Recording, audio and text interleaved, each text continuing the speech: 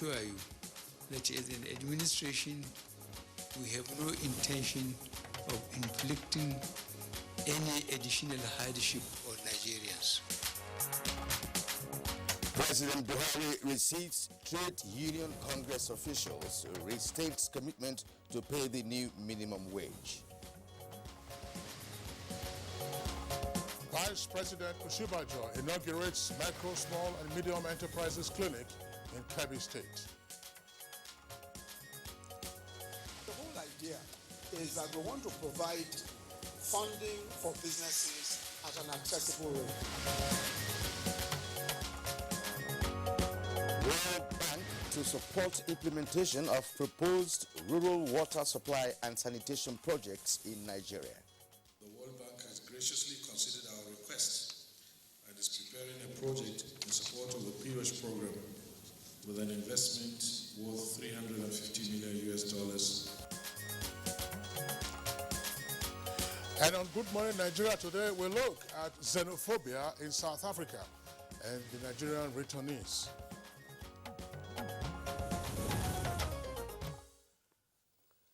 The Nigerian government has commenced the voluntary evacuation of Nigerians who are willing to return home from South Africa, with 187 returnees comprising men, women and children, making the first batch of the 640 Nigerians registered for evacuation. Well, Kirian, did you notice that the returnees were indeed happy to be back home? And of course, they sang the Nigerian national anthem. Of course, the evacuation is free of charge by Air Peace Airlines, and following the recurring xenophobic attacks on Nigerians and their property in South Africa. Now, yes, of course, you may recall that the voluntary evacuation of Nigerians from South Africa followed a directive from President Muhammadu Buhari as part of several action plans to protect Nigerians from renewed xenophobic attacks in the former apartheid nation.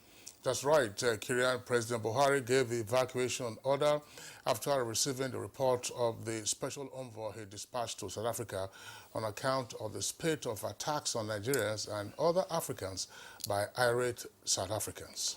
And Nigeria's special envoy who went to South Africa also interfaced with President Ramaphosa and other foreign affairs officials in that country, where they reviewed the situation of foreign immigrants in general and Nigerians in particular.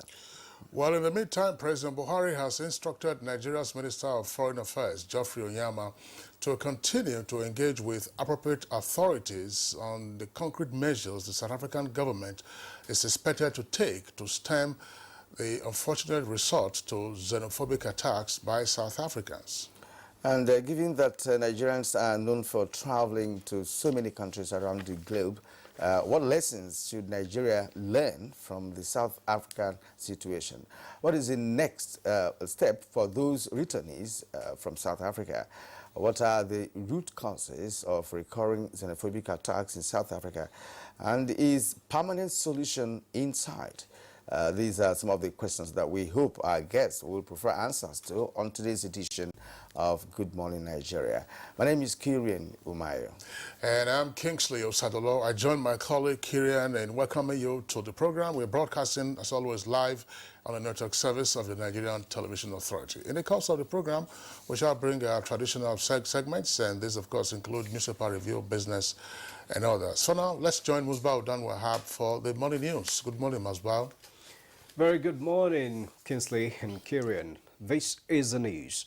President Muhammadu Buhari says the federal government has no intention whatsoever to inflict additional hardship on Nigerians as it implements the next level agenda for the sustainable future of the country. Receiving in audience the newly elected executive members of the Trade Union Congress of Nigeria, the president restated commitment to paying the new minimum wage, as well as lifting millions of Nigerians out of poverty.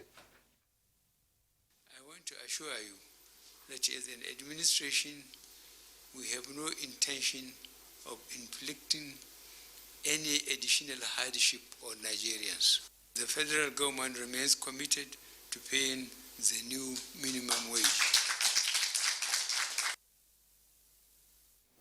Separately, President Muhammad Buhari has restated the unwavering commitment of the governing APC towards ensuring that Nigerians of all persuasions are not only catered for adequately but also given a true sense of belonging. This was why granting audience to the national, zonal, state and FCT women leaders of the All Progressives Congress APC on a solidarity visit. He said placing women, in particular in strategic positions of his government, like the financial sector, is to ensure effective management of the resources available and promotes a stronger sense of inclusiveness. And President Muhammad Buhari has described his victory at the Presidential Election Petition Tribunal as victory for Nigerians who trooped out to overwhelmingly elect him for a second term in office. The President, in a statement by his special advisor on media and publicity, Femi Adesina, dedicates the victory to God and Nigerians, while also commending the judiciary for dispensing justice without fear or favor. President Muhammad Buhari extends a hand of fellowship to those who had felt aggrieved at the outcome of the election and went to court, noting that it was within their democratic rights. He notes, however, that with the pronouncement of the judiciary, it is time for the country to move forward as one cohesive body, putting behind all bickering and potential distractions over an election in which Nigerians spoke clearly and resoundingly too. The President of the Senate, Ahmed Lawan, has congratulated President Muhammad Buhari and the All Progressives Congress APC on President's resounding victory at the Presidential Election Petition Court. In a statement, the Senate President says the judgment of the court has again put a judicial seal on the mandate given to the President by Nigerians. Similarly, the Speaker of the House of Representatives, Femi Gbajabiamila, has equally congratulated President Buhari for the victory of the court and applauded the Nigerian judiciary, especially members of the Presidential Election Petition Court, for doing its job without fear or favor. Governor of Niger State, Abubakar Sani Bello, that of Ogun, Dapo Abiodun, and Osun State Governor Boyega Oyetola have all joined other Nigerians identifying with the success of President Muhammad Buhari of Election Petition Court. The federal government says it is taking up measures that will lower the cost of locally made products and at the same time make it profitable to manufacturers. Vice President Yemi Osinbajo stated these are the launch of a national micro, small and medium enterprises clinic for viable enterprises in Birnin Kebbi. The Vice President was received on arrival of the state by Governor Abubakar Atiku Bagudu, top government officials and the Chairman Council of Chiefs, Mohammed Ilyasu Bashar, Emir of Gwandu. And at a price that is affordable and that can make profit for them. So we're here, as you know, with NAFDAC, with SON, with all of the regulatory people. So they see for themselves what the issues are and why there's a need for us to have prices, especially costs of registration, at prices that make sense for the people. Education and employment in tourism dominated plenary of the ongoing 23rd United Nations World Tourism Organization's General Assembly holding in St. Petersburg, Russia. Our younger ones have developed a lot of tourism products using technology and using innovation. So we now need to match this software with the hardware. That is why we must continue to make Nigeria a tourism destination. You see, we must develop our hardware. In Bakum, Northern States Governors Forum has formally adopted the National Livestock Transformation Plan with a resolution to implement the entire roadmap of the plan in all member states. Chairman of the forum, Simon Bakolalang, disclosed this after an emergency meeting of the forum in Kaduna. It is expected that the plan would ensure resettling and addressing the dislocated populations in the key conflict zones to enable them become part of the agricultural modernization process. Many children are increasingly exposed to vulnerability and resultant exploitation, thereby making them susceptible to criminal activities. The National Wash Action Plan is set in motion as the World Bank has offered to support the implementation of a proposed sustainable rural water supply and sanitation project in Nigeria. Water Resources Minister Suleiman Adamu gave a cheering news in Abuja at the first National Stakeholders Consultation Workshop on Nigeria Rural Wash Project. The World Bank has graciously considered our request and is preparing a project in support of the PRESH program with an investment worth $350 million to deliver sustainable and safe water sanitation to millions of Nigerians and to support our efforts to end open defecation. Programs that we support are not going to be aimed at reaching thousands. They have to reach millions to make a difference. That's the news bits of Good Morning Nigeria. Thanks a lot for watching it. More will come your way in the course of the day. Wait for the discussion on the developing story of xenophobic attacks in South Africa. Kirian and Kinsley will be back. Good morning. This is Good Morning Nigeria. We thank you for staying with us. Now let's go business. Stakeholders in Nigeria's business environment advocate renewed efforts towards reviving trade relations with Russia in view of the forthcoming Russia-Africa Economic Forum 2019. Details on business news with Jimobi Watanaji. To further attract foreign direct investment into the country and enhance trade ties between Nigeria and Russia, this roundtable is made up of strategists, business owners, government and non-government agencies who are tinkering on Nigeria's position at the forthcoming Russia-Africa Economic Forum in October this year. Questions bordering on revisiting Nigeria-Russia trade relations and fostering favorable business environment between the two countries were answered. There had been good business relationship between Russia and Nigeria since the 1960s, and we're looking at the possibilities of reigniting this relationship towards a win-win situation business-wise. We'll collectively get involved in as citizens of the country to find ways that we can actually develop ourselves through partnership, through friendship with all the neighboring countries and for the West as well. So I think it's a good initiative that the Chamber of Commerce decided to do this and bring us all on board. Meanwhile, Nigeria's merchandise trade significantly increased by 4.42% compared to first quarter of 2019, with total value of 15.43% at half part of the year, higher than that of 2018. The total value of exports increased by 1.34%, whereas the value of exports for the first half of the year fell by 1% against first half of 2018. These are the major products imported and exported in the second quarter of the year.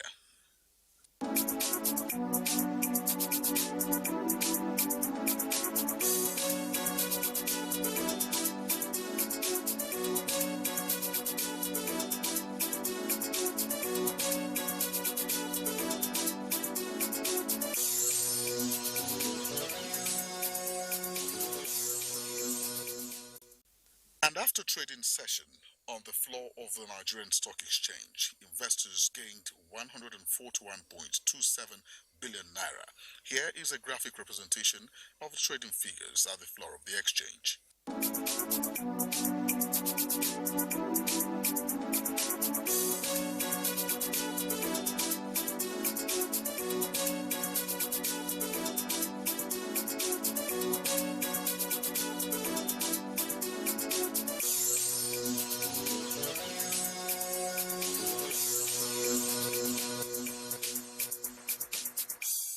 With business news, I'm Chimobi Watanaji. Thank you very much, Chimaobi, for the business package. Up next for us, we'll take a look at the papers we have this morning.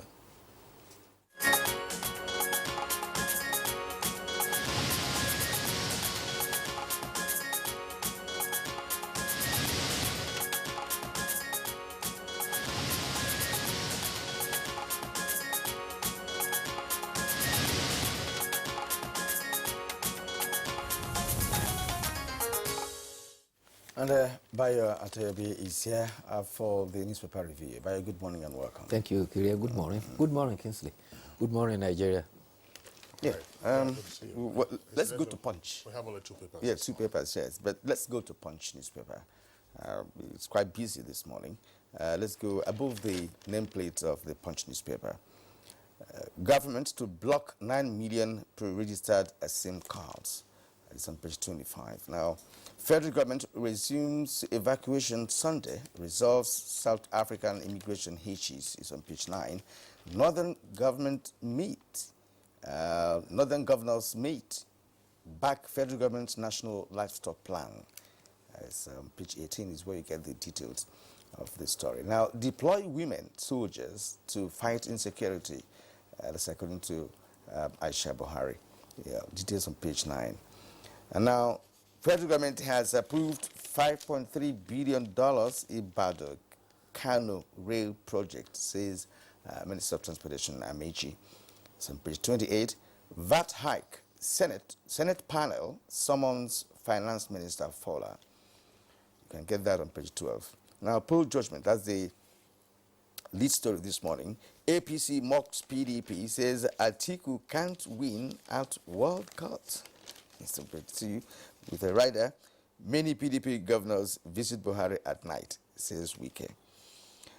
Now, let's go to the bottom of the Punch newspaper this morning. It's after the picture story there. I will recover mismanaged 732 million naira from Abubakar, says Bauchi State Governor. That's on page 42. Bayelsa Kogi polls INEC to disqualify candidates over age. It's on page 18. And Obaseki can't issue fresh Edo Assembly proclamation, according to court judgment. It's on page 9. Rot in Benue Subeb must stop, vows Otom. That's the governor of Benue State on page 7. Subeb stands for State Universal Basic Education Board.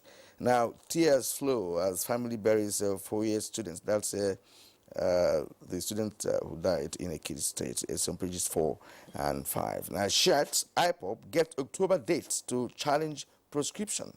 It's on page 24. Yeah, that's Punch. Bayo. Well, let's look about I'm concerned about the headline by Punch there.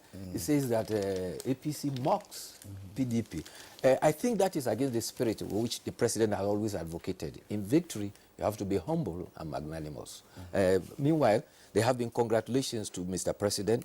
This involved the Senate President, the Speaker, and the leader of the All Progressive Congress. Senator Lawan says that the tribunal put judicial seal on the president's mandate. Speaker Gbajabi Amila lauded the tribunal for a job without fear or favor. His deputy Wase also says judgment is victory for democracy and rule of law. Bola Ahmed Tinubu says that it's a vindication of the personal character of the president, and justice served is democracy saved. Meanwhile, others have continued, especially in the All Progressive Congress, have continued to congratulate the president. However, Governor Nyesom Wike of Rivers State congratulated the president for the victory at the tribunal. He urged the president to use the victory to work for all Nigerians and unite a divided Nigeria. He rebuffed criticism that he had to congratulate the president, saying he is not like those who visit the president at night to congratulate him. He said, however, that they do that in secrecy, and there have been other mixed reactions too on the tribunal's judgment. Particularly, the PDP in the Southwest says that is putting on record its disappointment that justice was not done to the PDP and its presidential candidate. In the communique which was issued and read by Dr. Edioye Feso, he says that They have resolved to support the party to appeal at the Supreme Court. They also resolved to review the conduct of all off-season elections, particularly with the coming of the election in Ondo State. They call for unity for members, especially leaders, towards the goal of capturing all the states in that geopolitical zone. Well, I think it's interesting that, we have to congratulate the president openly, because, of course, the writer to the lead story on the Punch says there are many PDP governors visit Buhari at night. But for him, he has to be, open. Congratulate him. He's our president. It just goes as what I've just raised a short while ago. That there should be the spirit of sportsmanship in politics. That's where politics without bitterness. The other story about the running story, our compatriots who are expected to arrive from South Africa. Yeah, the next flight is supposed to be Sunday, I think. Yeah, but just before we go to that story, there's a subtitle, you find that on page 2, with regard to that late story from the Punch. Yes. The subtitle is saying that, according to Wiki, that Buhari is not my friend. So even though he's congratulating him openly, he's saying that he's not his friend. So that's just underscoring the issue about politics without bitterness. But Bayo, earlier you were talking about the headline in the Punch newspaper. Yes. It seems to be an exaggeration. Yes. Even the reference to the World Court. The leader of the APC, that's the national chairman, they say that even if the Nigerian law permits the PDP to go to the World Court, that they would lose. That's what Oshomole was saying. The World Court has no jurisdiction over electoral matters in Nigeria, indeed, or anywhere in the world. So why would that arise? So, I think it was just a play on words that should have been ignored altogether, and then go to the substance of what was being said. Exactly. Well, the other story about this xenophobia is that the next flight is expected to be about Sunday. This is to give room for about 640 Nigerians who were screened and willing to return. You will recall that of the 317 that were initially listed for arriving, only about 187 sailed through. Some have been stopped because they didn't have the papers. Some children too were stopped, and others were asked to account for how they initially got to South Africa. But in the meantime, those who have arrived, according to the chairman for the Diaspora Commission, he says that they are going to be giving support. In the meantime, they have been given 9 gigabytes of data as well as 40,000 naira worth of airtime. Those interested will be given small trade and business assistance to start small trade and businesses by soft loans from the Bank of Industry. He says that the program of returning will also be put in place so that subsequently all those who have registered, when they come home, they will find a means of livelihood through government support program. Talking about rulings from the court, the National Assembly Election Petition Tribunal has dismissed the petition of Senator Godswill Akpabio, but it was a 2-to-1 split decision. The chairman of the tribunal, Justice Akobi, and Justice Ebetu dismissed the petition and upheld the election of Senator Christopher Ekpeyong. However, in a minority judgment, Justice S. Tahir upheld Akpabio's petition and announced the nullification of Senator Ekpeyong's victory. Senator Godswill Akpabio has indicated that he will appeal that judgment at the Supreme Court, at the Court of Appeal. Akpabio is incumbent Minister of Niger Delta Affairs. Now, let's take some headlines also from the Daily Trust newspaper.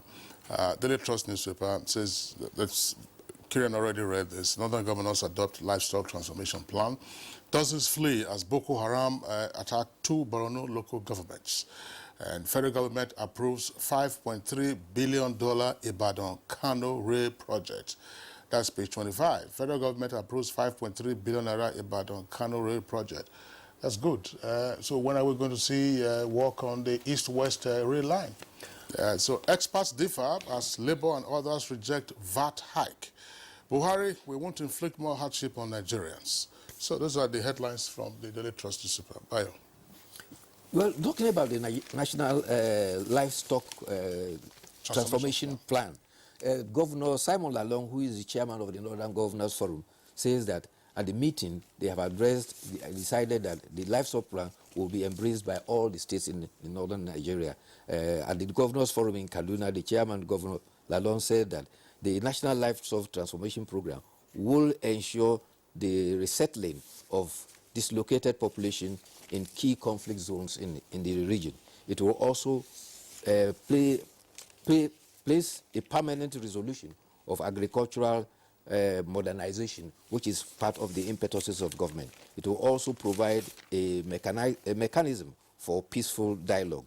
The deputy governor of Benue State, who represented the state at the meeting, said that Benue State will implement the National Livestock Transformation Program as long as it complies with the state's law on ranching and anti-open grazing. The other concern too is the concern expressed about value-added tax. The president says the federal government will not inflict additional hardship on citizens. He was addressing a new executive of the Trade Union Congress led by Kadri Olaleye. He said, rather, government will keep seeking ways to ameliorate the suffering of Nigerians. The TUC leaders call on the president to avoid increase in pump price, to pay the minimum wage, and also focus on poverty reduction as well as increase internally generated revenue. And the president says all these problems are interconnected. And for instance, lack of power and a long delay in depletion in the infrastructure are all part of the challenges. On the other hand, the Nigerian Labour Congress as well as Nigerian Employers Consultative Association have rejected the 7.2% increase in value-added tax. The NLC and NECA say that it will make nonsense of the new minimum wage approved by government. It will erode the purchasing power of the workers, and it will also cause what they describe as job creation problem, which government is seeking to improve the status of the community.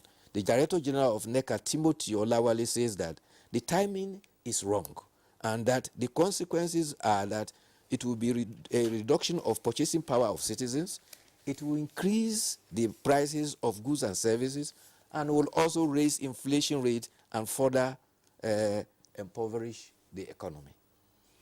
Okay, well, in fact, of course, the Federal Executive Council has given its approval, but there has to be a legislative intervention, by way of amendment to the Act itself. And until that is done, there remains 5% as we have it.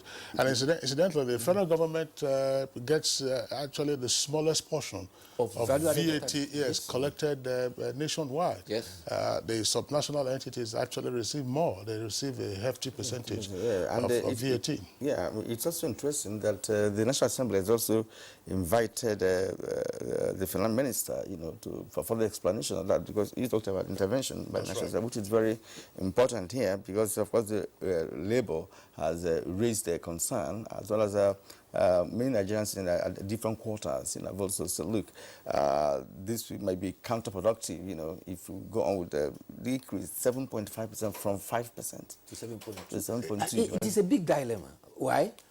Federal governments expect that they will generate about 2 trillion from the increased VAT, and that will go a long way to improve the status of the economy. On the other hand, it has the consequences of impoverishing the people, the workers particularly, that government is concerned about to uplift their... So, for instance, for the minimum wage, it looks as if you are giving a new minimum wage with one hand and taking it away with a value-added tax. Just before we go, Bayo, there's the photograph, Kirian, you have it, the front page photograph of the Punch newspaper. You can see there, these are men of what you refer to as civil defense, who've been converted to agro rangers. You see them there. Now, I think that there should be some concern. Let's face it, we know that this is part of the measure that has been adopted to ensure that the bandits, who are hiding in the forests and terrorizing farmers, do not have any space within which to operate. But if you say they are agro rangers, exactly who are they? What kind of training do they have? These are men, you see them already, they have arms. I hope they don't become hunters and they finish off, wildlife they have in the forest. Each time you are coming back from patrol, you come back with game. Before you know it, the conservationists will then be crying that we no longer have animals in the forest. You have park rangers who are specialists in that particular regard. Then you also have forestry specialists. You know, the rangers, the forest rangers, as we knew them in the past, or forest guards as they were known in the past. So it is to be expected that they will get the requisite training of do's and don'ts while you are serving as an agro ranger. Not that you have a gun now, and then every time, you know, it's one bushmeat after the other. And then you finish up the You cannot avoid the bushmeat aspect of that, you know. But what is important, as you have said, is that, look, they should receive the requisite training that they need to function efficiently and effectively. Now, in the southeast of Nigeria, the governors have actually started doing that. But what is pertinent is training and understanding, so that they don't go and use the arms negatively. That is very important. But as Kingsley said, I mean, if the space where the bandits operate is occupied by people who are working for the society, then it's going to be difficult for people to go into massive kidnapping as we have had it. I think the intention of the agro rangers is to serve as a buffer between the herders-farmers clashes, which is causing problem. And quite like Kingsley pointed out, we used to have rangers before. Presently, they are only restricted to the game reserves that we have to protect the animals. Therefore, if you are having agro rangers, they are not supposed to use their guns for bushmeat, but they are supposed to help protect the interface between herders and farmers. And they were mainly extracted from the Nigerian Civil Defense Corps. Well, and if you look at their mandate also to support police for internal security, to protect government property, pipelines and other things from being vandalized. And so I think because it's new, we're all having apprehensions, but gradually they will be properly directed. I've said it because of Cross River. Yes. You know, Cross River is rich in flora and fauna. Yes. Fauna will mean bushmeat and all that stuff. Okay. Thank you for being around. Thank you too. We see you on Monday. I hope you enjoy your weekend. Thank you. All right. It's Good Morning Nigeria, still on the network service of the NTA. We're taking a short break now. When we return, we'll be discussing the returnees from South Africa on the heels of the xenophobic attacks. I feel it's a very good decision, yeah. But I feel the federal governments will not be doing enough if what they are doing is just telling them to return. I feel they should tell them to return, compensate them, and again, the federal government should do something for South Africans to know what they have done is not good, because we have not really seen what the federal government the step they have taken to go against or to attack the. I'm not saying they should be violent, but at least let them know what they have done is very wrong, because the South Africans now they have not seen our reactions. Breaking the ShopRite and destroying the MTL offices are not enough to get back to them. So I feel we should take bold steps. Do Nigerian government has a camping place where they are coming to, or they are just returning to Nigeria for nothing? Because if you're taking people out of their businesses and their job to another place, some of Nigerians who are there, they are like based there. So if they are coming back here, maybe they won't have where to go and they won't have money to start up a business. So is Nigerian government willing to support them to start up a little business who they can be feeding their families with, or is it willing to provide a house or a camping place for them where they can stay? These are the questions you ask before thinking of evacuating people back. But actually, since it's a diplomatic breach, they should engage diplomatically with the South African government to know the step forward, because since we are from the African countries, we can stay wherever you want. Wherever you want in the world, you can go and stay if you have the papers, if you enter the country through the right process. If they are willing to come back home, fine. Federal government decision is good for them, they will come. And for those people that still want to stay behind, I believe with time there will be resolution over the xenophobia attack. It's actually nice that the government is trying to help out, but then there is always a problem in it. Like, will the government be able to provide accommodation for them? Because them coming back, they don't have anywhere to stay. And if the government is willing to provide free acquisition for them, then yes, it is okay for them to return.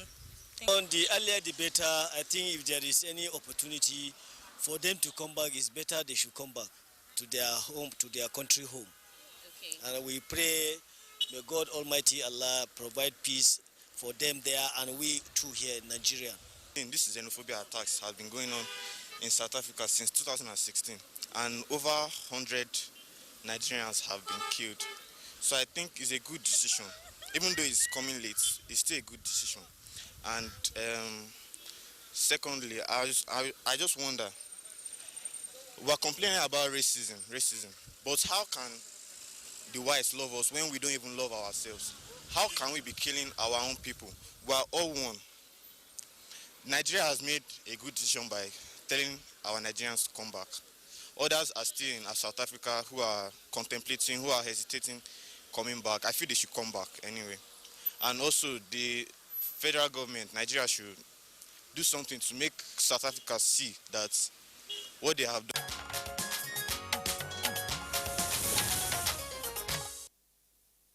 All right, those were some Nigerians there speaking on the voluntary evacuation of Nigerians from South Africa. The first batch, of course, arrived a couple of days ago at the Murtala Muhammed Airport in Lagos. Now we have guests with us here in the Abuja studios at our Lagos Network Center, but also a guest who will be joining us via Skype from Johannesburg in South Africa. First, let's welcome Ambassador Dauda Danladi. He's Nigeria's former ambassador to Pakistan.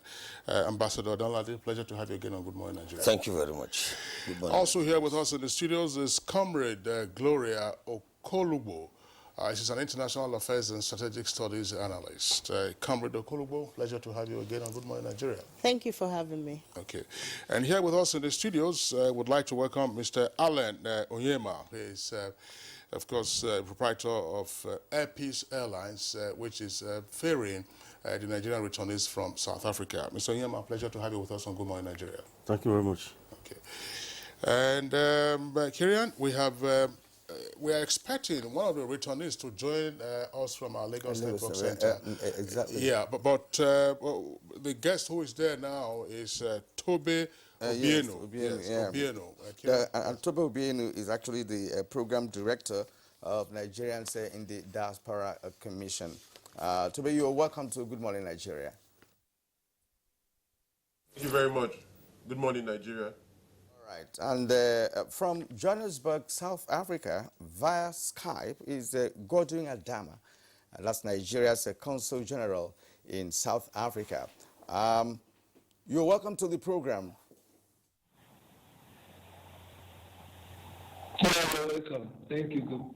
All right, and we're going to begin with you because you're on ground in South Africa. Evacuation commenced last week successfully, but we also hear that there are hiccups here and there, in terms of getting Nigerians who are willing to leave South Africa to get a proper documentation for the evacuation. And let us know if there are other logistic challenges, in South Africa with respect to the number of over 600 that declared interest in returning voluntarily to Nigeria. What is the current situation? Yeah, good morning. The current situation with regard to the evacuation is such that we have had a successful operation on Wednesday. We were to have a back-to-back operation on Thursday, but due to the fact that we had some hitches and the plane did not take off on time, we had to discuss with the operational team of Air Peace Airlines to at least have more time to put in more efforts into resolving some of the issues that led to the flight not being filled up at the first time. It was not that we didn't have enough people, we had more than enough to be on that aircraft, but some Nigerians had issues with their documentation, while we tried to ensure that everybody was properly documented. Some persons still hid information from us and went to the airport with expired passports, and others for their children that they were carrying, because a number of children were supposed to be on the flight. In leaving South Africa with children, under 8 children, you must have their birth certificates intact. Some of the parents did not have the birth certificates, and of course, they will not be allowed to travel. Aside from that, all those that were checked in, none of them every one of them that were checked in made the flight, irrespective of whatever challenges they had with immigration. We sorted them out diplomatically, and they were all allowed to travel. We are working on the rest now, and we believe that that flight will take over 300 passengers. Thank you. All right, but still with you, Mr. Adama, give us a sense of the mood of the Nigerians who are awaiting evacuation. Are they still under threat of attacks by South Africans? And how busy is the Consulate General in Johannesburg at the moment? Currently, there are no immediate threats to their lives, but the truth is that a lot of them, based on the initial information we sent out and the fact that they witnessed the successful airlift of the first batch, have packed their loads from everywhere, different provinces of the country, and they have almost taken over the entire premises of the consulate. We have had to manage this issue in the past few days, pleading with them, accommodating others, helping them to get back to their various homes. As I left the consulate about 12 midnight last night, I had to ensure that some of them went to their houses, gave them money to be able to take Taxify and Uber to get to their homes. Others told me they had no other places to go. Some were able to accommodate. But as I go, in fact, we have registered over 1,000 people, and every day they are coming. On a daily basis, we register over 200 Nigerians willing to go. And a number of them say they are tired and they just want to go. And that has been the greatest challenge. And as I'm going this morning, I'm going to meet that challenge again. Interesting, you say 1,000 Nigerians have registered now. The last figure we had was carrying about 640. 600, yes. Now you're saying 1,000. They say they are tired and they want to return home. Why are they tired? Yes, in fact, the number is over 1,000 now, and they keep raising every day. In fact, if I go there this morning, the number may increase by about 200. All right, Ambassador, a final question for this very stanza of our questioning. How safe are Nigerians, those of them who have not declared interest to return voluntarily? Are they safe? The issue of safety is not, I mean, no attacks are currently going on every side. But they are threat. I mean, a lot of them I've spoken with told me that they are threatened by some of the people around, but I know that there is nowhere right now where any kind of attacks are going on within the country.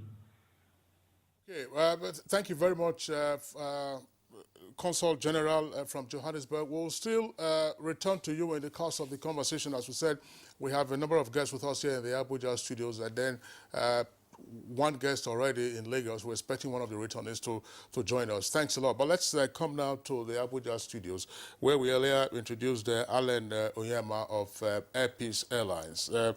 Onyema, give us a sense of what prompted Air Peace to undertake the voluntary evacuation of Nigerians free of charge. Thank you very much. First and foremost, let me correct an impression. When the Consul General was speaking, he said they've implored Air Peace to do this and that, so that he talked about flight delays. I didn't like that. We didn't delay flights. We left Nigeria. They told us they had 640 people. We said, okay, I have the kind of capacity to do 2 flights immediately. I was ready to deploy. They said, I was ready to deploy 2 777s. We'll have them. They said, no, let's do 1 at a time. We got there at 4 a.m. At 4 a.m., nobody was in sight. We were supposed to depart South Africa at 8 a.m. So from what he said, anybody could think it was Air Peace. It wasn't Air Peace. 4 a.m., a 18-man crew of APs led by Captain Victor Egonu was on ground in Joburg, waiting. The flight was supposed to depart at 8 a.m. That flight never departed until some 12 hours later. So, it wasn't APs. Okay. So I need to clarify this. I didn't like what he said. Okay. And let us not be, when government people are talking, they're diplomatic. The truth is that the South African government tried to frustrate them. And privately, they called us from the mission. But you don't expect him to say such things on television. The truth is that as a private citizen, I have to say, they were frustrated. At a time, they checked in only 20 passengers, and they told us that their system broke down. They didn't want them to go because, evacuation is not a good thing for any country. It doesn't. The boys were resolved. They started singing national anthem. The AP's crew were resolved that they must go back with Nigerians. They started all over again. They had a lot of problems. This man tried, Godwin Adama. He was all over the place for 2 days. He didn't sleep. That is the truth. But we have to set the records straight. We were there, then we brought only 188. Some others were not allowed to fly. And we told them, as soon as you tell us that you're ready with the next batch, so soon shall we deploy our aircraft. They've not come back to us to tell us they're ready. I was to do another flight today if they were ready, but they're not yet ready. I'm surprised they said talked about 1,000. It was 640 before. Let them put these things together. The earlier they put them together, the better for us. I don't want to send in a wide-body aircraft of 364 capacity and come back with only 200. It's a lot of money. I would have preferred I lifted about 320 on that date. So the earlier they put these things together, the better for us. Now about motivation. It gives joy to do God's work. It's been in my pedigree to do things like this. A lot of people maybe those who didn't know me before now, they were shouting, but those who knew that such a thing is very easy for me to do. I didn't think twice. I was at the NCA offices, we were having a meeting, and I've seen television clips of what was happening, the dehumanization situation in South Africa. And I used to take ex-militants to South Africa to train and transform them. So many Nigerians in South Africa are trapped. A lot of the people that came back had wanted to come back some 4 years ago, but nobody to bring them back. No flight ticket, nothing. If you go to Bloemfontein, if you go to Hebrew, part of South Africa, Johannesburg, you as a visiting Nigerian person, they'll be hanging around you. The moment you finish eating, somebody will come and take the remnants on your plate. It's as bad as that. So what I did immediately, I didn't even think twice. I said, look, the best thing to do, instead of losing more lives, officially we are told nobody died. Some of the people that came on my flight had no parents. Their fathers didn't come with them.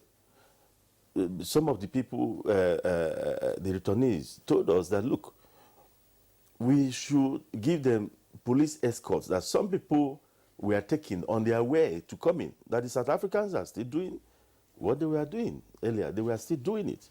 And they were even telling us to please send an aircraft direct to Cape Town, because the journey from Cape Town to Joburg will be very dangerous for them.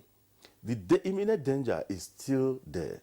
And when you see clips of what South Africans are still saying after the evacuation, you will know. If your foreign minister comes out to say that the whole country are full of drug pushers, then you can understand the tacit, covert support of the official side. So the motivation there was to save our people, to do something that others will look at and say, okay, this is going to bond the country. So I decided to call the foreign affairs minister. I said, look, I want to evacuate Nigerians, and I want to do it free of charge. I said, you know about the financial cost? I said, yes, APs will bear it. I'm not going to go to my grave with my bank account. I'm not going to go to my grave with my wallet, but I'll go to my grave peacefully, with the legacies I leave behind. So it's not something difficult for one to do, for one's country. Yeah, well, and let me say this. It's not about Allen Oyema. The Air Peace crew, both flight crew and cabin crew and the onboard engineers led by Captain Victor Egono, refused to be paid allowance. They left Nigeria as at 8 o'clock the previous day. They were at the Nigerian airport. And they left Nigerian airport 11:30 and landed Joburg about 4:30 in the morning. And they stood up for 24 hours for their country. And they refused to take their allowances. They said, this is our own contribution for this national assignment. And they called it a rescue mission because they were being frustrated from taking Nigerians out. So they see it as a national assignment. It was like war for them. They refused to take, they need to be honored. Yeah, this is very interesting. Absolutely. If you don't know where, where an action, begins, you wouldn't know why some people are taking decisions to do what they have to do. But we must appreciate you, for doing this on behalf of Nigerians, And I want to know, are you taking this all alone, or do you intend to also involve some of your colleagues who are in the same airline business to see whether they can assist in getting this done? You see, this kind of action, it takes a lot to do. It's not just money. It takes a lot. It must be in your pedigree for you to be able to do it, because the financial layout is enormous. When a 777 takes off empty, without passengers on it for a 6 hours flight, you're committing about 37 million naira for a 777, the wide body plane. So it's not something you cajole anybody or you try. I just want to do this willingly.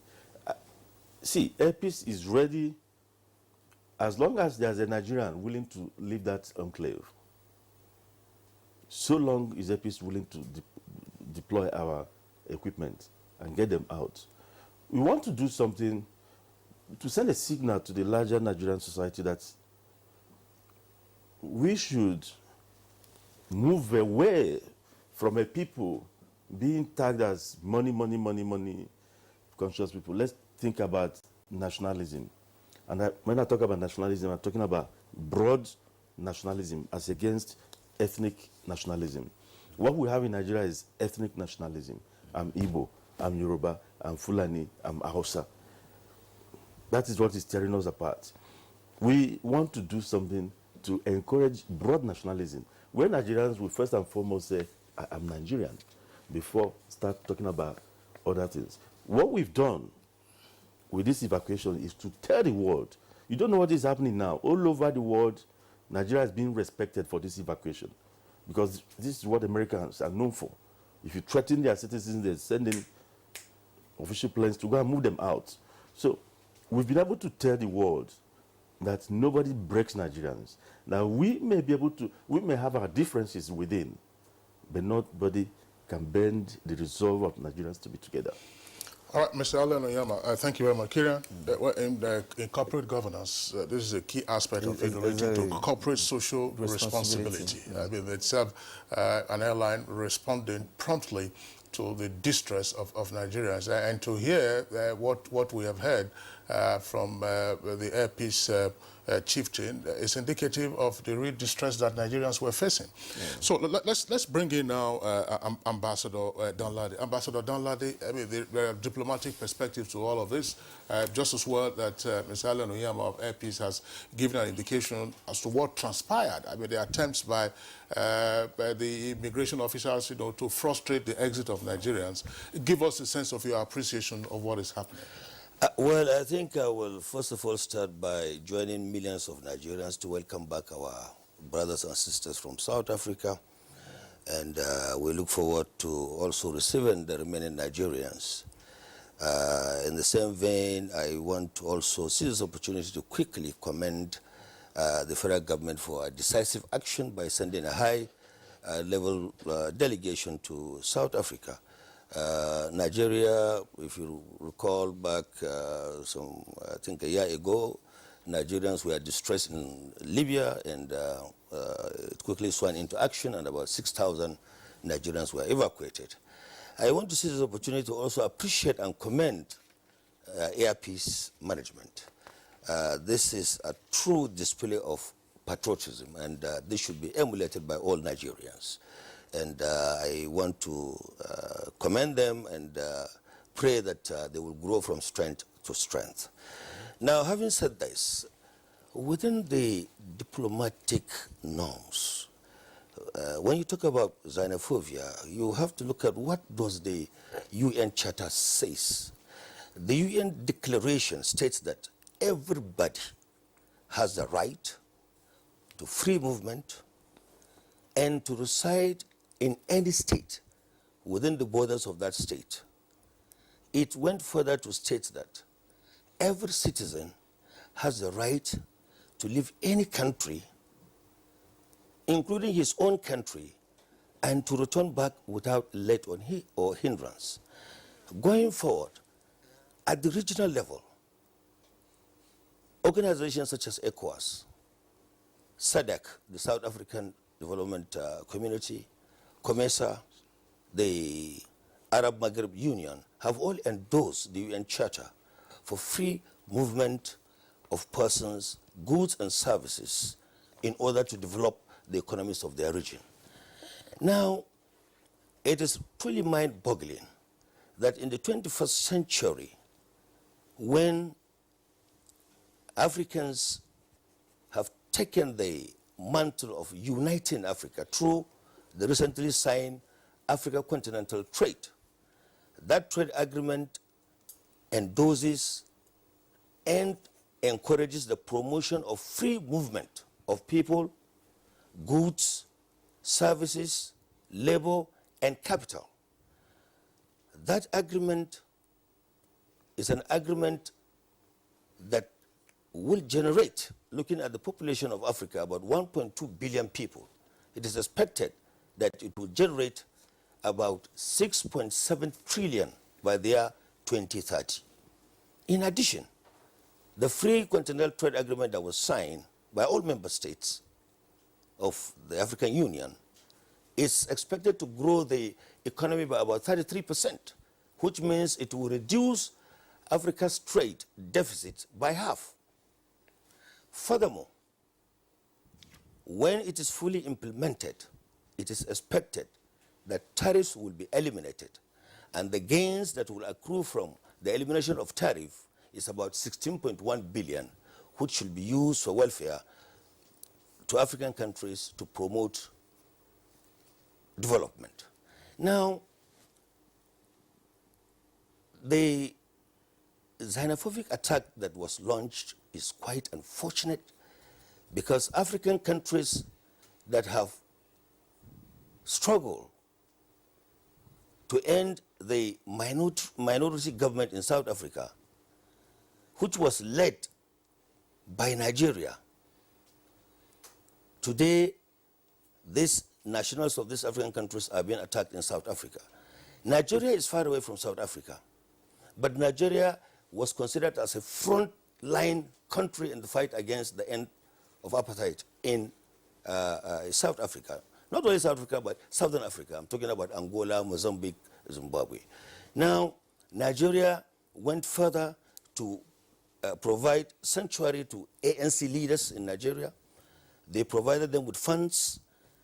Green Nigerian passport was given to ANC leaders so that they can travel abroad to propagate and mobilize support towards ending the repressive regime in South Africa. So it is mind-boggling that African nationals that have contributed to ending apartheid, which gave rise to the boost of South African economy because sanctions were lifted, and of course South Africa became the largest recipient of foreign direct investment that encouraged migration, manpower into South Africa to develop the South African economy.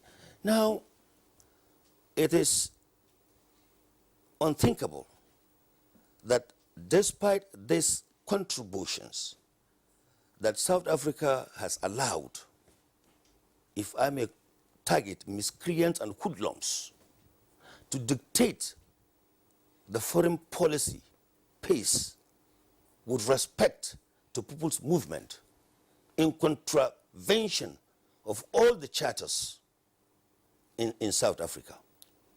It's quite unfortunate. But xenophobia in the larger context could be regarded as a distraction. It distracts the leading giant economies of Africa, Nigeria and South Africa. Other African countries look up to these countries to lead in the fight against the eradication of poverty, to lead in the eradication of illiteracy, to fight corruption, and thank God President Muhammad Buhari today is the chairperson of the fight against corruption in Africa. Professor Danladi, we'll return to you, and because you have raised a number of very pertinent issues with respect to this conversation. And one of such is the issue of relationship in terms of signing charters and agreements and all of that as a continent. I want to come to Comrade Gloria Okolobo here now. In terms of relationship that has existed between Nigeria and South Africa over the years, even before the apartheid regime was dismantled. And the story of xenophobic attack has become a development that, of course, boggled the mind of not just Nigerians, but Africans, because this is affecting also other African nationals living in South Africa. What has this xenophobic attack done to this relationship? And is there any way there could be a kind of amendment of what, because presently there is something in the air between the two countries in terms of diplomatic relations? Let me start by saying that we are not even at the state of amendment yet. We must handle the issues that we have. And like I say, we must show consistency with all the actions that we have taken so far before we begin to talk about amendment. Let me start by saying that I'm quite glad with the steps that the federal government has taken so far. All the steps that have been taken so far, they conform to the international best practices. The response has been proper, it's been spirited, and it was really very exciting for us to see that the chairperson of the Diaspora Commission was on ground herself, you know, with the returnees. And then looking at that clip, I have so much respect for the gentleman seated here. There was no dry eye in my house watching that clip, and every time I think about, I'm almost getting emotional thinking about the way the Nigerians were singing the national anthem. It brought to the fore our patriotism. It kindled a different kind of a feeling in Nigerians, and I don't want us to take it for granted. It takes something terrible to happen for us to really bring out the Nigerianness in us. And the truth is that that Nigerian factor, that home factor, no matter what it is, your home is your home. And it makes us realize that we have no other place but this place. And we must put our hands together to put it right. It's very important.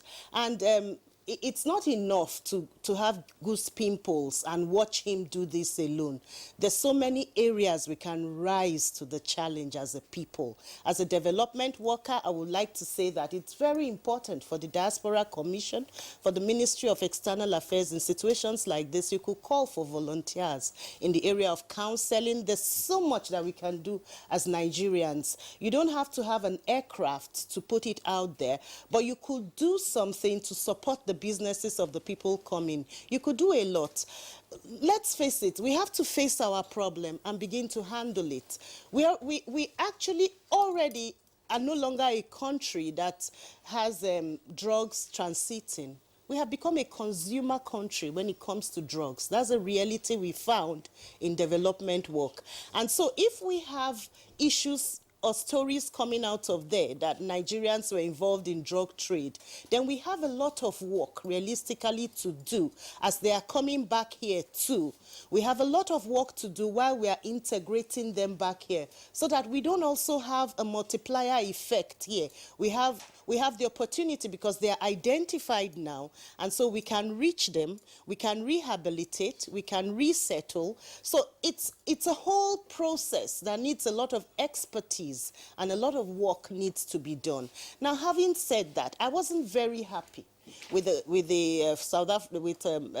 Adama when he said that there's no threat, you know, right now. What we are seeing on social media does not call for that kind of diplomatic language. He's covered by diplomatic immunity. He's there and he is not, nobody can touch him right now. And so he should be able to come out and speak forthrightly about what is going on. But have you verified the social media clips? Okay, let's be honest. There are lots of things that are going around that is fake news. So let's establish that. But aside from the social media clips themselves, we have watched South Africans. I would rather watch the South Africans themselves. So we have seen South Africans, some of them who are married to Nigerians. We have had, I'm a development worker right now. And so we have had interactions. I've been on xenophobia matter for upwards of 9 years. I said that before. This has been going on for about a decade, about 10 years. And we've been treating it with kids' gloves. And it has taken this administration to take these decisive steps. And we must keep up the tempo. This is not the time to begin to talk about, you know, taking it easy. It's beautiful, and I'm so proud and I'm so happy that we're able to move and evacuate our citizens, you know. And even if they say even if it's one person, like he says, that is still ready to come back, we should do all we can, you know. And I'm so grateful that we can do all we can. It helps our dignity so much that we can do all we can to bring them here. And I see a number of them, sorry, let me just round up with this. I see a number of them covering, not a number, a few of them covering their faces. I think they should come into Nigeria dignified. They have no need to cover their faces. They have no need to cover their faces. And for those of them that statistics show that they're involved in crime or wrong papers, the agreements say you deport them, except you catch them in a particular crime and you want to, prosecute them. If they are ready to now go, the normal thing is that if they didn't have their papers, you deport them out of your country. So they are ready to go, so they should not harass them for being ready to go. All right, Comrade Okulubo, thank you very much. I mean, the point you just made there, amongst several others, and including the remarks by the other guests, that's a very valid one. The returnees, they are not criminals. I mean, Kieran, that has to be settled. There is no indication that the returnees are criminals. There is no reason why the returnees any returnee should feel ashamed to say that you were living in another country before, now you are coming back. This is where your umbilical cord is buried, so you should feel proud coming here, as some persons have indicated. Now, we earlier introduced the program director of the Diaspora Commission, who is with us from our Lagos Network studios. His name is Tobe Obieno. Mr. Obieno, you've listened to the comments being expressed, but the commission was on ground at Murtala Mohammed Airport to welcome back the returnees. Tell us what has happened to the returnees since they came in 48 hours or so ago? In Nigeria, firstly, the returnees came into the airport at about 9:35 on Wednesday, September 11th, and we received about 187 of them, 157 of which were adults and 30 were kids. On arrival, they were being briefed by my boss, Honorable Abike Dabiri-Erewa, who is the chairman CEO of Nigerians in Diaspora Commission, and shortly after the briefing, they were given a meal pack. They were given food to eat. And immediately after that, we gave them SIM cards. They had SIM cards that were preloaded with about 40,000 naira airtime and 9 gig of data that would last them for at least 2 months. And also the Bank of Industry representatives were on ground to also brief them and have also offered to give them a line of credit, saying that after their needs have been accessed and those who are interested in doing trade and small businesses, they will be given a line of credit. So we got the phone numbers immediately upon registration of them, the returnees. We got their phone numbers, and we've called some of them, and I'm happy to say some of them have actually reunited with their parents, with their family, and with their friends. And we're expecting about 2-3 of them today in the studio. Unfortunately, they're not here at the moment. But the truth is, everything is going fine, and they're doing very well. And the stipends we gave them that day, were able to get them home safely to their family. Okay, to be still staying with you, I take it that you've personally met some of the returnees on Wednesday. Well, I'd like you to share with us your experience with them. Were you able to speak to any of them? Are they dampened in spirit? Some, as our guests here indicated, they were covering their faces and what have you. What is their mood?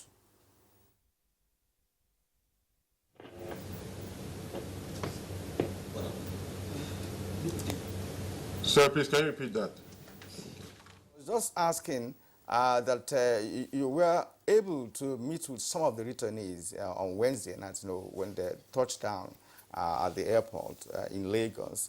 That if you had any experience with them, talking to them, trying to psych them up to understand their frame of mind, are they dampened in spirit? We were told that some of them were covering their faces at the airport, indicative of the fact that some feel ashamed returning to Nigeria. What is their mood in your own understanding?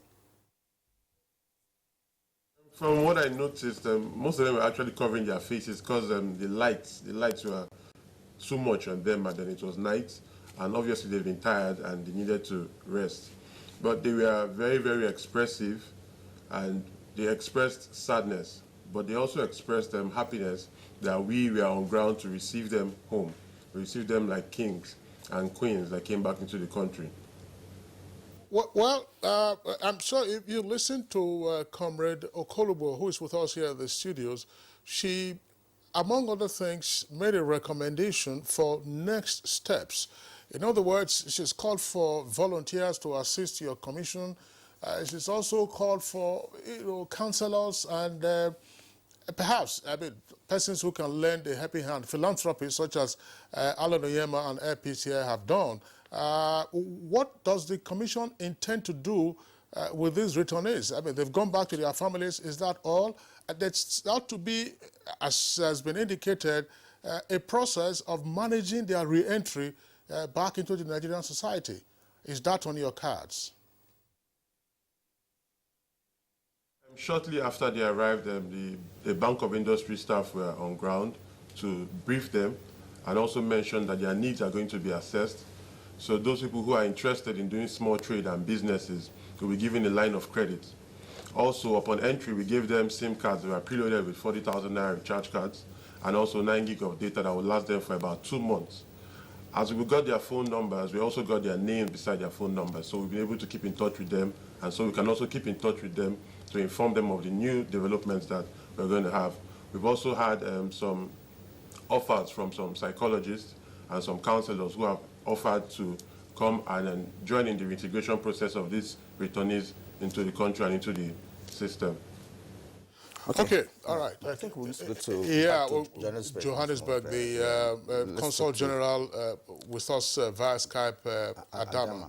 All right, Mr. Adama, you've listened to other guests in the studio here, and of course, the man from the Commission who just spoke a short while ago from Lagos, and a number of issues have been raised, particularly by Alan Oyema, who's the proprietor of Peace Airlines, who are also offering assistance in all of this. But I know that you have a huge job in your hands presently, considering frustrations, logistic challenges, and what have you, as the number of Nigerians who have indicated interest to return have increased tremendously from 600 something to 1,000. Now, how are you going to cope with this? Peace Air has said that, look, at any given time, that a number of Nigerians or whatever amount of people who have gathered with intention to leave South Africa, that Airpeace is prepared to leave them any day, any time. What are the assurances that your office in South Africa will be able to handle the rest of the logistics that are required to bring back other Nigerians who wants to return? Well, yeah, thank you. Well, I listened to Barrister Allen Onyema, whom I've been in touch with. I was first connected to him by my minister, His Excellency Geoffrey Onyema, and we got talking, and he also connected me to his operational team on ground, and we commend the preparation, the preparation of this operation. It has been a very wonderful time. In fact, I want to thank Barrister Allen Onyema for this bold initiative. It's easy, and I believe even the entire country here, Nigerians are full of great emotions and patriotism just for what this man has done among so many millions of Nigerians. It was a great task. Like he mentioned, we faced a lot of obstacles in the process of boarding. And at every stage, myself and my team, even including the defense advisor, Commodore Mustafa, and Mr. Bay, we faced a lot of, but at every point, we were able to overcome. And when we reached the last point, where they needed to, but the last boarding gate, the police set up a team to be able to take the crime biometrics of every Nigerian. And at that stage, they called me and I rejected it, that was against all known international best practices on immigration, that there was nowhere in the world that you cross immigration and you meet another obstacle. And that, at the end of it, we all agreed that none of them would take any biometrics at that stage. And that was what led them, immediately that was resolved, they all rose up and began to sing the national anthem. And it was the entire airport, it dumbfounded every South African, to the extent that the boarding took only 10 minutes from that point, and they were all out. They made everything free. So the truth of it, that we were able to go into a strategic meeting with the South African authorities, and everything went on well. And I believe we are now meeting. The next operation is not going to have much friction, because we have already met with the protocol team, the police, and also the immigration team.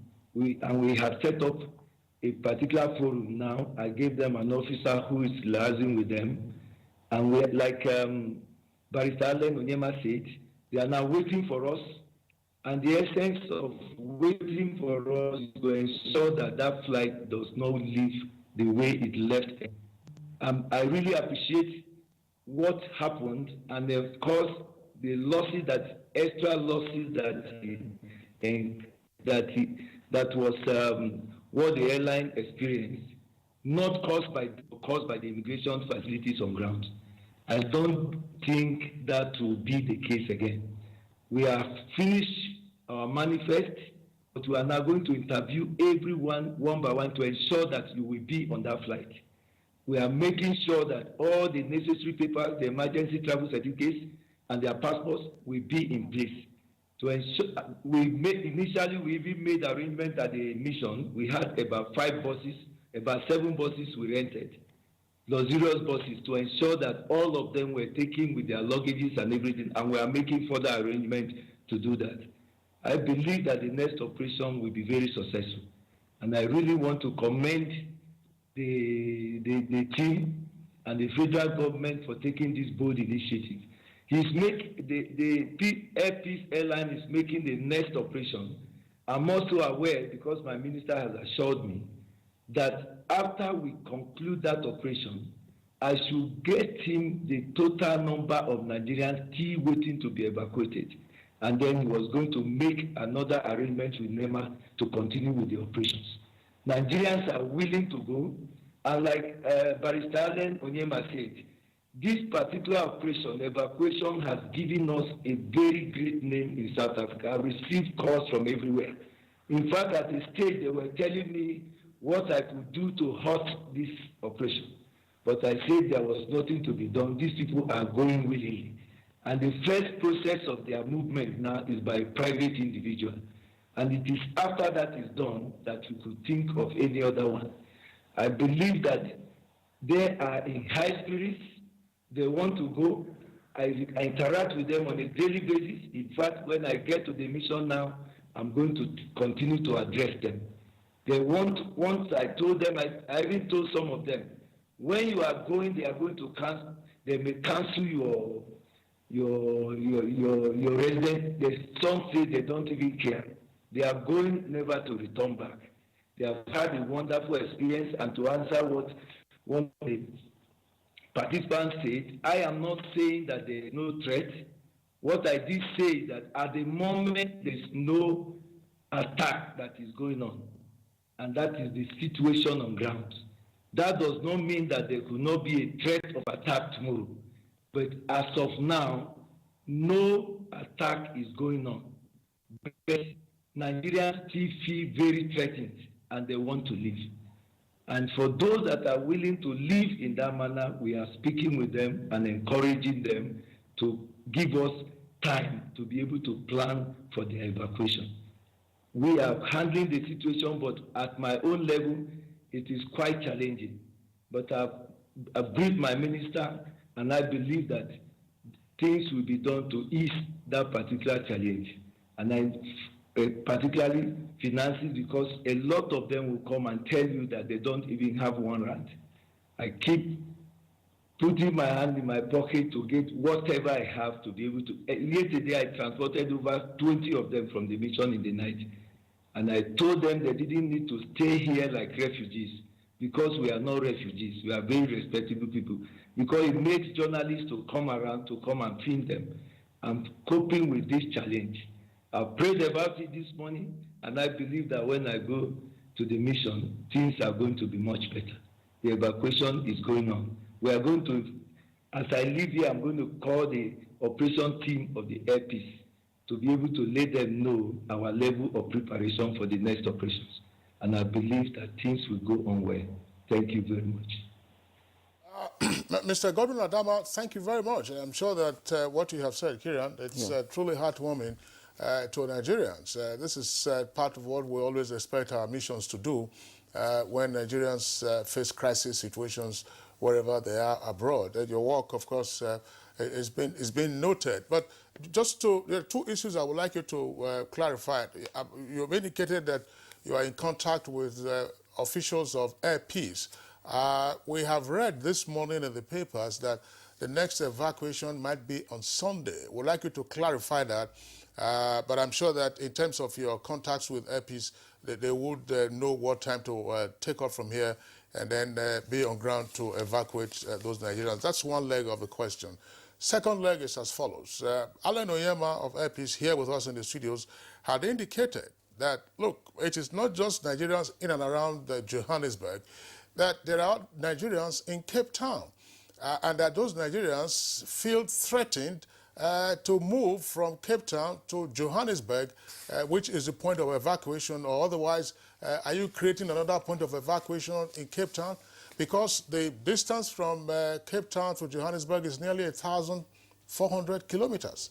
And of course, you will need at least 13, 15 hours, depending on your speed, to cover that distance. And along the route, some of it through the Free State area, Free State province, the Nigerians say they are not feeling comfortable. What is the mission doing with this situation? Yes, a number of Nigerians have also moved from these areas that you are talking about. It's about 2 hours flight from Johannesburg to Cape Town. But yesterday I accommodated almost 5 or 6 of Nigerians that have come from Cape Town, because some of them are already on ground from Eastern Cape, from Western Cape, and from many other places. But we are discouraging them to at least remain at such places for now until we make further arrangements to be able to evacuate them, because they are creating more challenges for me when they move down with their luggages and come to the mission. And that is what we are experiencing currently. I've met with a number of community leaders, and I've asked that they try to assist me to plead with them to remain on ground, and we are going to be giving them information. All you need to do is to come fill the form and necessary details at the mission, and we put them into the database immediately. And as it continues, we'll be able to send that information to them. Currently, we are not setting up any operational areas in Cape Town for now. It will depend on arrangements that come after the airline operations have been finalized.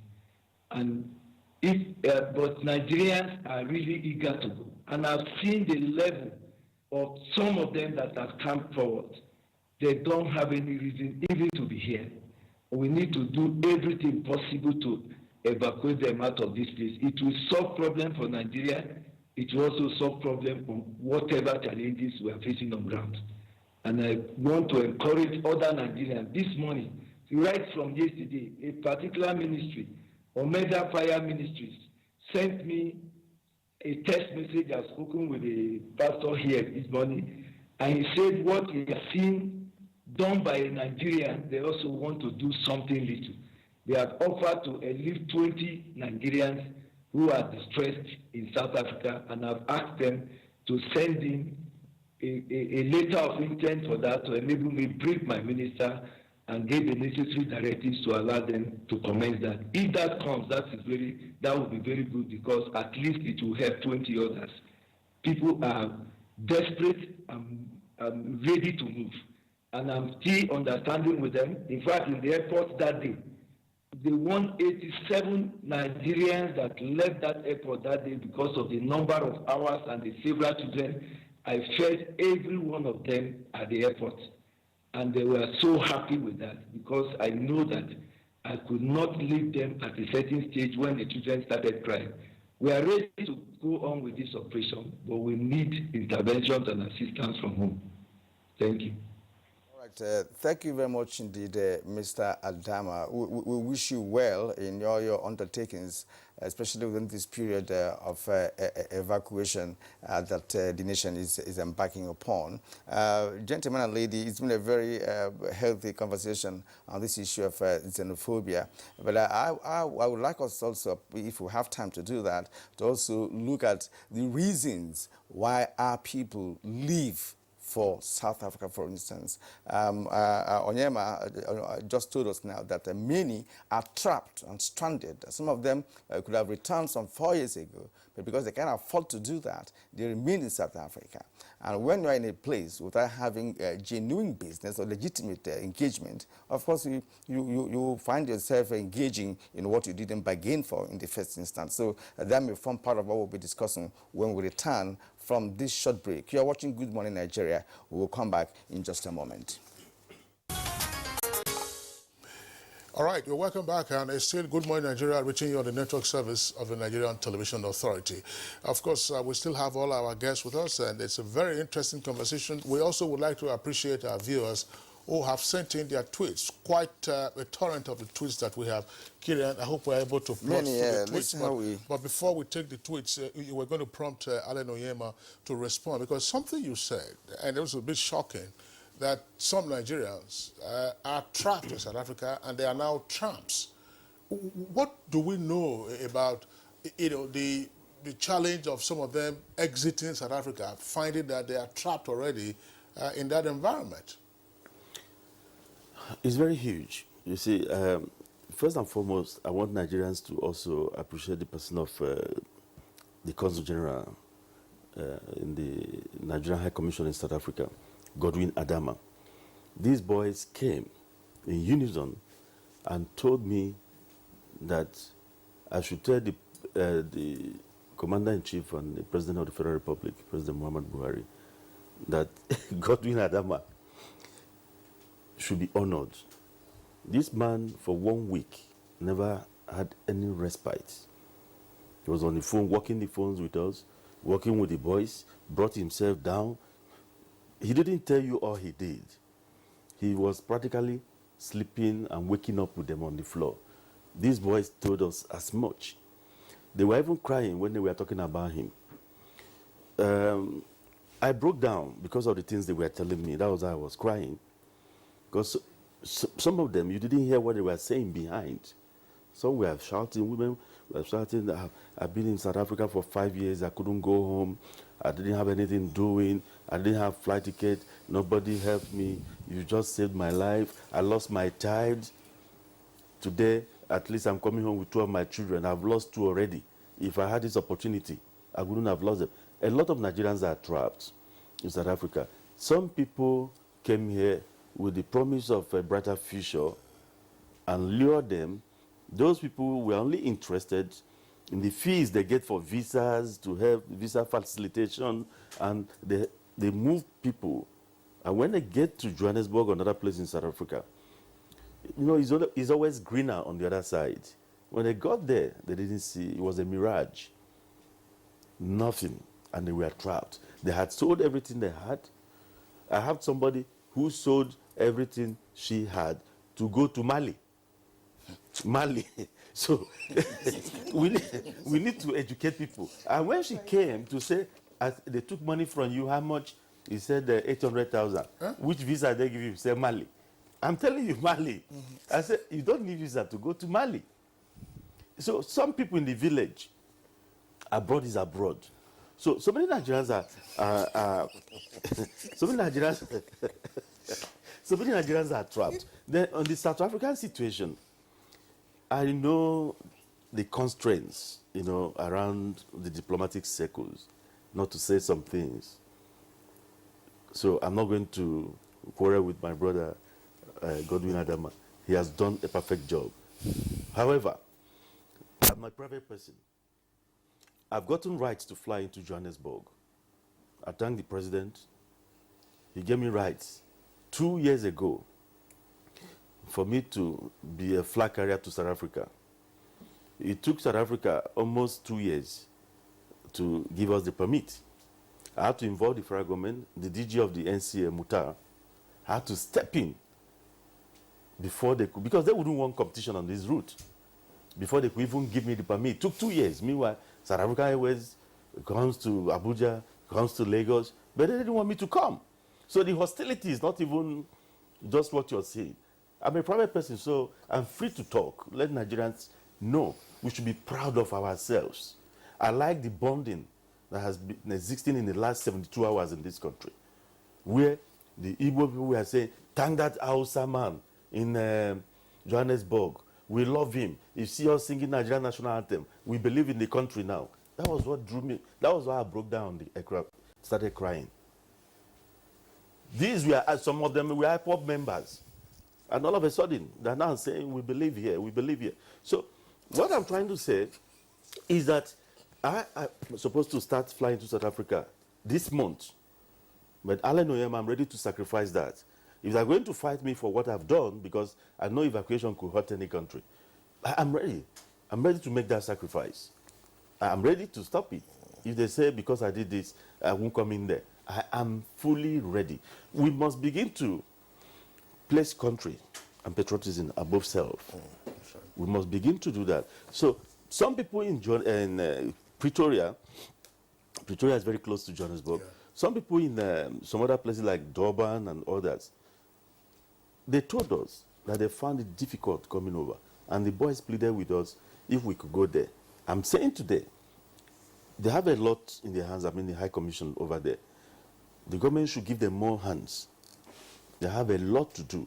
If they can get a sizable number in Cape Town, even if it's up to 200 or thereabout in Cape Town and environ, I will fly straight to Cape Town and pick them from Cape Town and save them the problem of having to transit in a very dangerous road network. Because when you say 2 hours flight, they don't have money to pay for flights to Johannesburg. Right.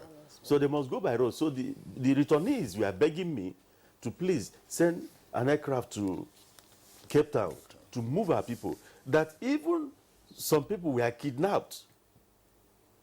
The news of kidnap on their way to Johannesburg made so many of them to go back. And they were not lying. I saw children without parents because the parents wanted to push them out and to go and look for the other kids wherever they were. It was a very, very bad situation. And when you listen to their top government officials, you know there is tacit support, official support for what their people are doing. So it's a very precarious situation, and I understand the situation the Nigerian government is faced with.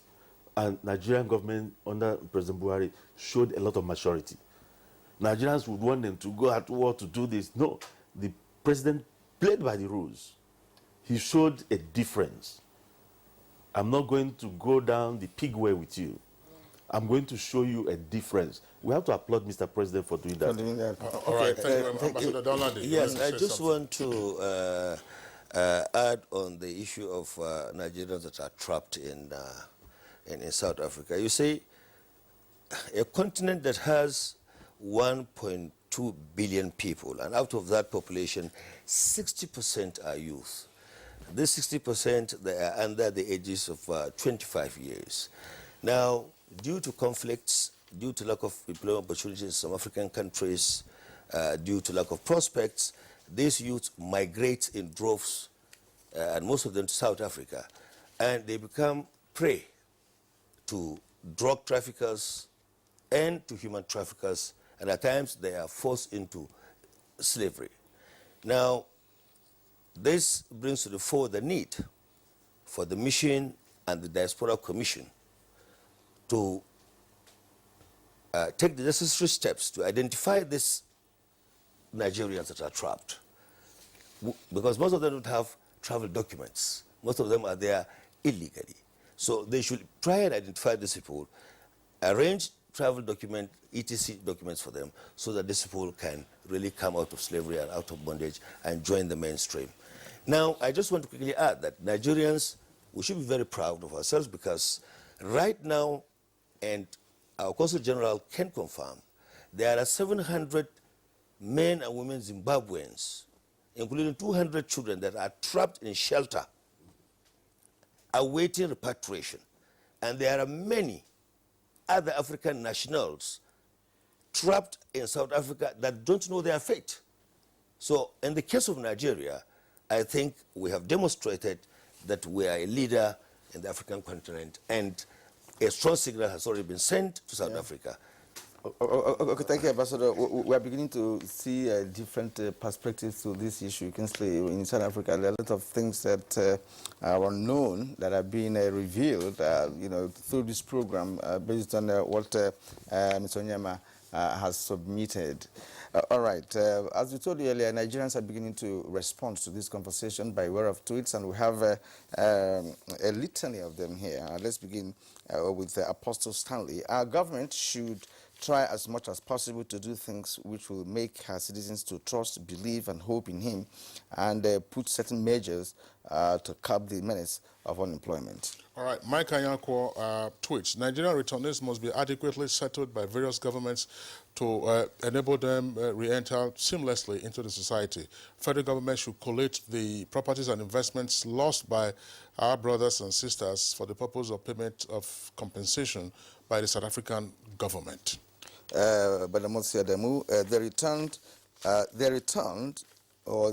return may negatively add to the two most evils of unemployment and poverty bedeviling Nigerians, but positively we save them from the inhuman act, and also the federal government should sue the South African government here in Nigeria, demanding for compensation for the losses. Festus Akimboyewa, now one thing is certain, and it is that South Africa and South Africans are now facing a choice: be poorer and have fewer foreigners, or remain open and be prosperous.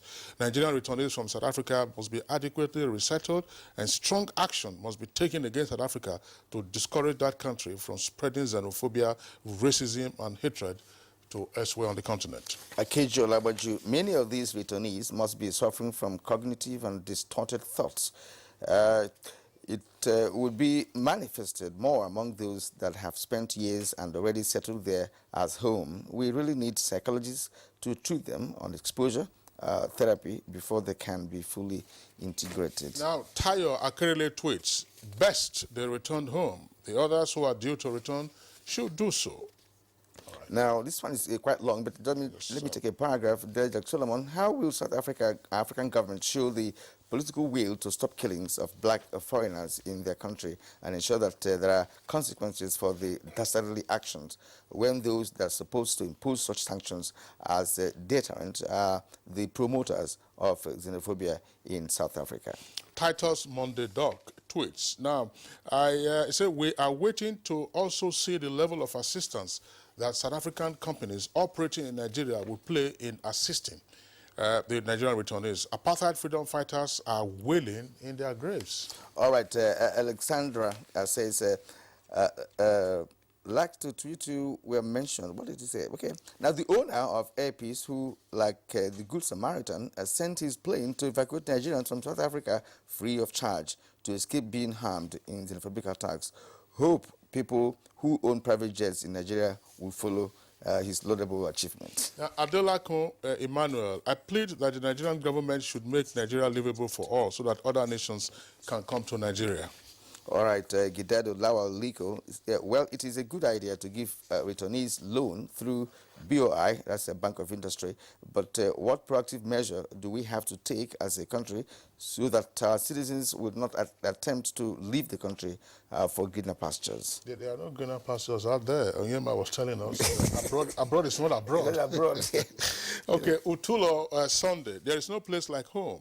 I wish the government at all levels would provide an enabling environment for them to feel at home so that the ordeal they experience in South Africa will not linger in their minds. That's all from right, Sonny Freeman. Steve Bond, the returnees should be medically checked. Abnormal cases should be quarantined. They should be given scholarships at our universities, and most especially moderately financed. The 10,000 naira I had of is too small. That's a starting point, by the way. Onoye Victor says, who is watching NTA GMN? I recommend the daily program to patriotic Nigerians who seek enlightenment, balanced and better information on topical issues. Thank you very much for your comments. Good Morning Nigeria, of course, is the leading breakfast program on the Nigerian television scene. Oh, exactly. And Chris Simeon, federal government has done so much by providing the returnees with soft loan and accommodation. God bless Nigeria. No place like home. They are welcome. I urge them to embrace moral and ethical behaviors. Cecilia Okoroman, I'm proud of Air Peace for their magnanimity in flying back Nigerians from South Africa. Other corporate bodies should emulate them. All right, Abdul, well, it's long. The government must, as a matter of urgency, undergo researches as to find out the root causes of the xenophobic attacks. Now, this is from Sonny Michael Amakoji. It says, I wonder what would have become of South Africa today if the rest of Africa did not help them to fight apartheid.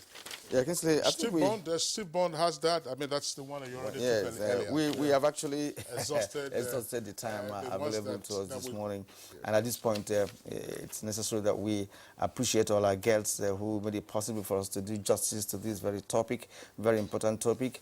And first of all, let's start by appreciating Alin Onyema, who is the proprietor of AP's Airlines. We thank you on behalf of Nigerians for what you're doing. Some have also mentioned that in the tweets here.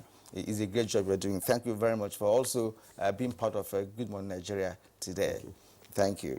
And we're in Lagos. We have Tobe Obienu. Tobe is a program director, Nigerians in Diaspora Commission. Thank you so much. Thank you so much for being there in Lagos studio for us this morning. And of course, Comrade Gloria Okolubo. It's of course international relations analyst and development worker. It's been a pleasure hearing from you this morning. Thank you so much. Okay, just to add that we're expecting some of the returnees in our Lagos studios. Unfortunately, they couldn't join us for this conversation. But we do hope, going forward, if we're able to get them, we could have them in our Lagos Network Center or wherever they might be available for them to tell us, again, what their real-life experiences were in South Africa.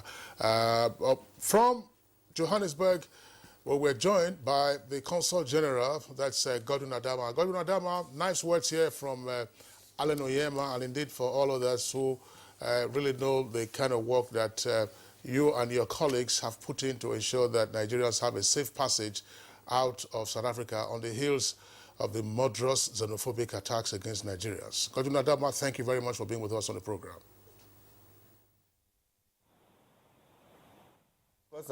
As you speak, there are more Nigerians, this younger generation, who are also planning to leave Nigeria. Well, that's part of the point that has just been made. Why spend 800,000 naira to go to Mali? All right. When you can set up a business. Yeah, all right. Here with us in the studios also, we'd like to appreciate Ambassador Dauda Danlade, who was Nigeria's ambassador to Pakistan. Ambassador, pleasure always having you with us in the studios. Alan Oyema, we've already appreciated you. Thanks a lot. And of course, that does it for us today on Good Morning Nigeria. And indeed, for the week, we thank you for tuning in. Don't forget, Good Morning Nigeria is broadcast every weekday. That's Monday to Friday, 7 to just before 9 in the morning. The program returns on Monday.